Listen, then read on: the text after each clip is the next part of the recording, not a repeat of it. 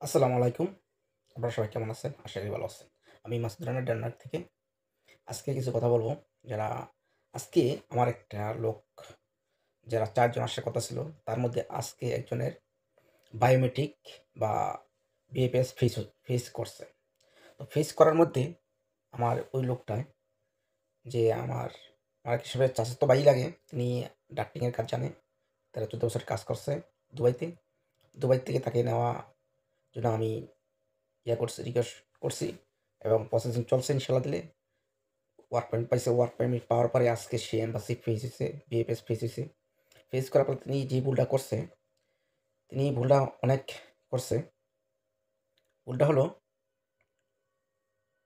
যে এখান থেকে যে কোম্পানিটা ওনাদেরকে নিয়ে আসতেছে, সেই কোম্পানি বায়োমেট্রিকের পয়সা পে করছে এবং কি ওয়ার্ক পারমিটের সাথে সে ওই রিসিপ্টটা পাঠায় দিছে।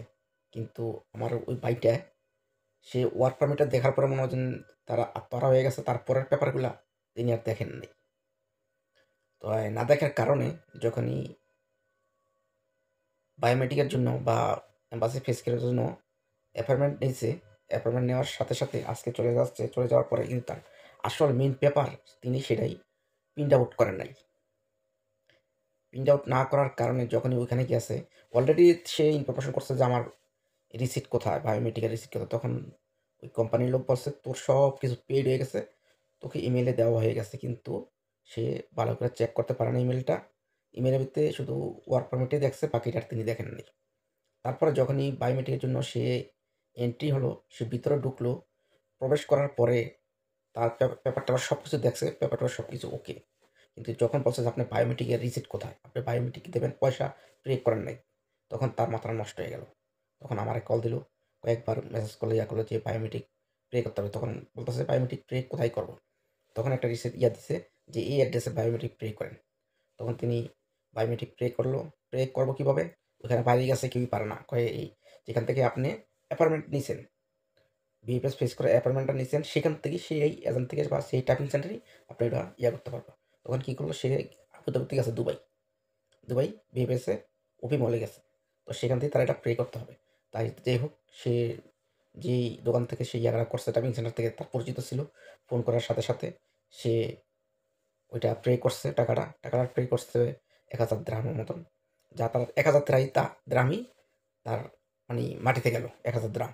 কিন্তু বায়োমেট্রিকের পে আগেই এটা দিয়ে দিছে কোম্পানি। ঠিক আছে? বায়োমেট্রিকের জন্য। কিন্তু পরবর্তী সে আবার ১,০০০ দ্রাহম দিয়ে এটা করছে। কয় এই না জানার কারণে তিনি তার আজকে ৩০-৪০ হাজার টাকার মতন এক্সট্রা গেল এবং টেনশন যে কত গেল, টেনশন উনি করছে যতটুক, তার থেকে বেশি টেনশন করছি আমি। ঠিক আছে? উনি তো করছি টেনশনটা, মারাত্মক টেনশন করছে। আমি বুঝছি। আমি জানি যে ওই সময়টায় যদি এরকম একটা ঘটনা ঘটে, যে ইউরোপে আসবে, আসার মধ্যে যদি বায়োমেট্রিক ইন্টারভিউর জন্য সেখানে যাওয়ার পরে যদি এইসব ধরনের ঘটনা ঘটে, তো কি পরিস্থিতি হতে পারে? তো আসলে যা করবেন, যা করবেন, খুব ধীরে সুস্থে জেনে শুনে এবং কি কি প্রয়োজন লাগে সবকিছু জেনে শুনে আপনারা কাজ করবেন। ডেনমার্কের একটুর জন্য অনেক কিছু হয়ে যায়। তো যাই হোক, অবশেষে সেই বায়োমেট্রিক সাকসেসফুল হয়েছে ইনশাল্লাহ দিলে এবং বায়োমেট্রিক দিছে। সব কিছু ওকে, পাসপোর্টে জমা করছে। এখন বাকিটা উপরওয়ালার ইচ্ছা। ইনশাল্লাহ আশা করি 100% তে 99%ই আমি দিতে পারি। বাকিটা উপরওয়ালার ইচ্ছা। আশা করি ভালো থাকবেন। সবাই ভালো থাকবেন। আর সবাই আমার চ্যানেলটাকে সাবস্ক্রাইব করবেন। Denmark lifestyle 0.2। সবাই ভালো থাকবেন। আল্লাহ হাফেজ।